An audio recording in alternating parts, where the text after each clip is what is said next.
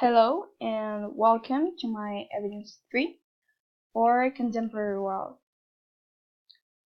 First, I'd like to start with listing some important events from the second half of the 20th century and the early 2000s.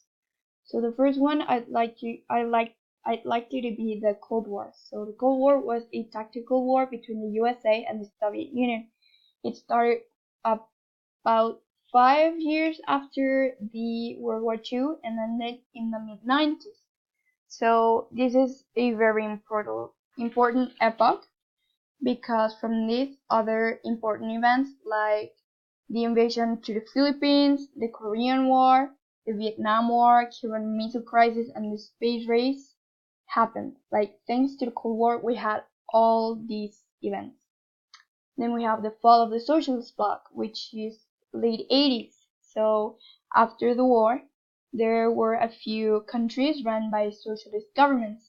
So these governments had weak economic and political structure, and they finally crumbled down in the 80s, which can also be represented by the fall of the Berlin Wall. We have NAFTA, which was an economic trade treaty signed by the USA, Canada, and Mexico. We have the Persian Gulf War, which this war was a really important war because this started the conflict between US and Midwestern countries.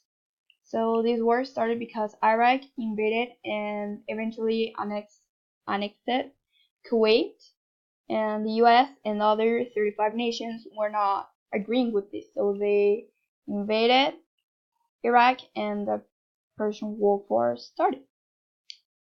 We have the creation of the International Monetary Fund. This institution basically regulates global economy. We have the terrorist attacks of 9/11, which were led by a radical terrorist squad. They crashed planes in the Twin Towers or World Trade Center and the Pentagon. Afghanistan and Iraqi invasions. So after 9/11, USA declared a war against terrorism. These invasions then led to the defeat of Saddam Hussein's reign.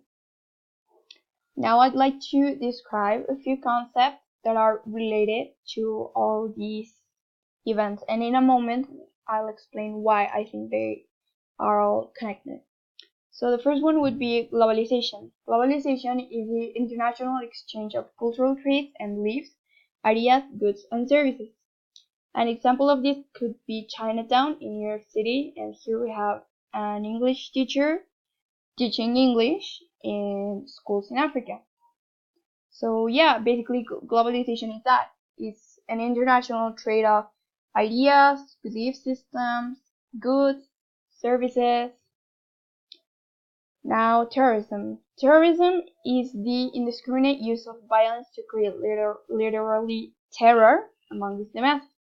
It is used with a political or religious extremist, and I'd like to highlight the extremist part here because not every political or religious group has like this goal to harm and scare people, to impose themselves in other nations.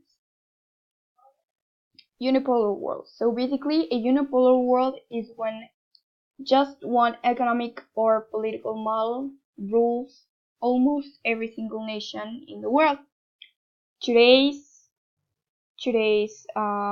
political and economic model is capitalism, and yeah. The digital era. The digital era refers to the technological revolution, which started in the late 80s, early 90s. That was basically the transition from analog electronic devices to digital devices or digital technologies. The digital era can also be referred as the era we are living today, which involves every single or almost every single aspect of our everyday life with technology and how technology helps us improve our lives. So, how can we piece together all this information? How can we relate these concepts with these events? First, we can have unipolarism and bipolarism. So bipolarism is just like unipolarism, but instead of one economic and political model, there are two. So the Cold War and the fall of the socialist bloc are related to these concepts. The political and economic models used by the governments of the mid 20th century were an example of bipolarism, and then the failure and fall down of the socialist bloc led to a unipolar world, because these nations then adopted the capitalist model. Globalization could be seen as the result of a unipolar world.